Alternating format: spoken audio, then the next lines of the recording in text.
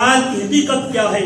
ما اکل فافنا او لبس فابلا او اعطى فاقتنى وما سوى ذلك فهو ذاهب وتارك للناس.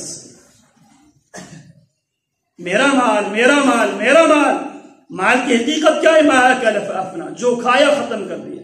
او لبس فابلا، جو پہنا بوسیدہ کر دیا. او اعطى فاقتنى، جس نے اللہ کے راستے میں دیا اس نے اپنے لیے محفوظ کر لیا. وما سوا ذلك، ان تینوں کے علاوہ مال کی حیثیت کیا ہے؟ فهو ذاهب، اس نے تو جانا ہے. وتارك للناس، اس مال کو وارثین کے لیے چھوڑ کر جانا ہے. یہ مال آپ کے پاس میرے پاس عارضی طور پر ہم اس کے مالک بنے ہیں.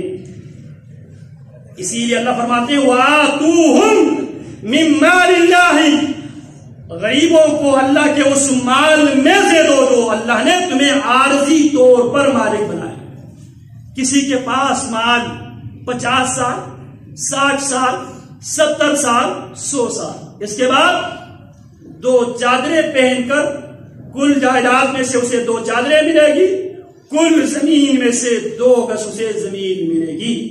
وما سوا ذلك فهو ذاهب وتارك للناس، اس نے جانا ہے اور سب کچھ لوگوں کے لیے چھوڑ کر جانا ہے اور حساب اس نے دینا ہے. حساب اس نے دینا ہے. من اين اكتسبه وفيما انفقه، سورس آف انکم کیا تھا، کمایا کدھر سے، لگایا کدھر. یہ اللہ کی نعمت ہے، اس نعمت کے بارے میں پوچھا جائے گا. اور قیامت کے دن، جس دن اللہ کے سائے کے علاوہ کوئی سایہ نہ ہوگا، رسول اللہ فرماتے ہیں ان ذل المؤمن یوم القیامت صدقته، پیارے پیغمبر فرماتے ہیں قیامت کے دن مومن کا سائبان اس کا صدقہ ہوگا. یہ ہیں صدقات و خیرات، زکوٰۃ کے فوائد جو قرآن و سنت میں اللہ رب العالمین نے اور رسول اللہ صلی اللہ علیہ وسلم نے اپنی احادیث میں بیان کی ہے. جو صدقات و خیرات نہیں دیتے، وَلَا يَحْسَبَنَّ الَّذِينَ يَبْخَلُونَ بِمَا آتَاهُمُ اللَّهُ مِنْ فَضْلِهِ هُوَ خَيْرٌ لَهُمْ بَلْ هُوَ شَرٌّ لَهُمْ سَيُطَوَّقُونَ مَا بَخِلُوا بِهِ يَوْمَ الْقِيَامَةِ وَلِلَّهِ مِيرَاثُ السَّمَاوَاتِ وَالْأَرْضِ وَاللَّهُ بِمَا تَعْمَلُونَ خَبِيرٌ.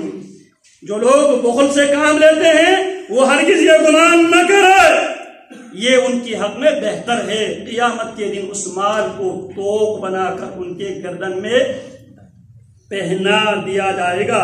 رسول اللہ صلی اللہ علیہ وسلم فرماتے ہیں قیامت کے دن من اتاه الله مالا فلم يعد زکاتہ، جس کو اللہ نے مال سے مالا مال کیا لیکن اس نے زکوٰۃ ادا نہیں کیا، مثل له ماله يوم القيامة شجاعا اقرا، قیامت کے دن اس کے مال کو ایک گنجا سام کا شکل دیا جائے گا. له زبیبتان يطوقه يوم القيامة يأخذ بلحظمتين، پیارے پیغمبر فرماتے ہیں اس کے 2 نقطے ہوں گے، 2 سیاہ نقطے اس کی آنکھوں میں، اور وہ اس کے دونوں جبڑوں سے پکڑے گا اور اسے کہے گا انا مالک انا کنزک، میں تیرا مال ہوں، میں تیرا وہ خزانہ ہوں. والذین یکنزون الذهب والفضة ولا ينفقونها في سبيل الله فبشرهم بعذاب أليم يوم يحمى عليها في نار جهنم فتكوى بها جباههم وجنوبهم وظهورهم هذا ما كنزتم لأنفسكم. جو سونا اور چاندی کو خزانہ بنا کر رکھتے ہیں اور جب سائل سوال کرنے کے لیے آتا ہے تو سب سے پہلے اس کی پیشانی پہ شکن پڑتی ہے. اللہ فرماتے ہیں قیامت کے دن جہنم کی آگ میں اسے تپا کر سب سے پہلے اس کی پیشانی پہ لگایا جائے گا جس پر شکن پڑتا تھا. وَظُهُورُهُمْ وَجُنُوبُهُمْ، ان کے پہلوؤں پہ ان کے پیٹوں پہ اسے داغا جائے گا. تو اللہ رب العالمین ہمیں اس آزمائش سے نجات عطا فرمائے. مال آزمائش ہے. انما اموالکم واولادکم فتنہ، یہ اموال و اولاد اللہ کسی کو دے کر آزماتا ہے، کسی کو اللہ محروم کر کے آزماتا ہے۔ جن کو دیا ہے وہ صبر کے پیپر، جن کو دیا ہے ان سے شکر کی پیپر لیا جا رہا ہے، اور جو محروم ہے ان سے صبر کا پیپر لیا جا رہا ہے۔ لہذا اللہ کے بندو، اللہ کے دیے ہوئے مال میں سے اللہ کا حق، وَفِي أَمْوَالِهِمْ حَقٌّ لِلسَّائِلِ وَالْمَحْرُومِ، ان کے مال میں مانگنے والے کا بھی حق ہے، اور جو مال سے محروم ہے ان کا بھی حق ہے، اور وہ حق دینا یہ مسلمانوں کی ذمہ داری ہے۔ زکوٰۃ، اگر کسی کے پاس سونے میں سے 85 گرام سونے کا اگر وہ مالک ہو، اس پر سال گزرا ہو، یا اس کے پاس چاندی میں سے 200 درہم اگر تولے کے حساب سے 52 تولہ اگر کسی کے پاس چاندی ہو، اس پر 2.5% زکوٰۃ فرض اور واجب ہے۔ اسی طرح جو محنت کرنے والے کسان ہیں ان پر عشر ہے اور نصف العشر ہے، اور جو مال مویشی ہے وہ تو ہمارے یہاں نہیں ہے، اور مال تجارت میں بھی زکوٰۃ ہے۔ مال تجارت میں زکوٰۃ کا طریقہ کار عرض کر کے گفتگو کو میں ختم کرتا ہوں۔ آپ کل اپنے پاس کتنے آپ کے پاس اماؤنٹ ہے، کرنسی ہے، اس کو جمع کر لے، اور کتنے آپ کے پاس مال پڑا ہوا ہے اس کا حساب لگا لے، اور کتنے مال آپ نے مارکیٹ میں چھوڑے ہوئے ہیں اس کو آپ حساب لگا لیں۔ ان 3 مال کو جمع کریں، جمع کرنے کے بعد جن کو آپ نے دینا ہے ان کو ادا کریں۔ دکان کا کرایہ، ملازمین کی تنخواہ آپ اس میں سے ادا کریں۔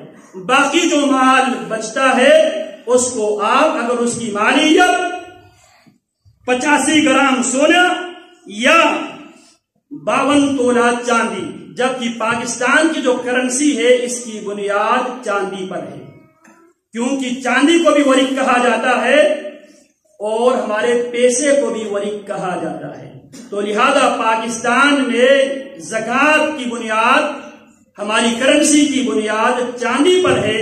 اگر کسی کے پاس 1,70,300 کچھ روپیہ ہے تو اس میں سے 2.5% اس نے دینا ہے۔ کل مال کو 40 پہ ضرب دینا ہے، اور اس میں سے 40واں حصہ آپ نے اللہ کے راستے میں دینا ہے۔ تو اللہ رب العالمین ہمیں زکوٰۃ و خیرات دینے کی اللہ رب العالمین توفیق عطا فرمائے، اور اس بات کو بھی ذہن میں رکھ لے زکوٰۃ کم از کم ہے، زکوٰۃ کے علاوہ بھی مال میں اللہ کا حق ہے۔ اللہ رب العالمین اللہ کے حقوق ادا کرنے کی توفیق عطا فرمائے۔ وصلی اللہ وسلم علی نبینا محمد۔ إن الحمد لله نحمده ونستعينه ونستغفره ونعوذ بالله من شرور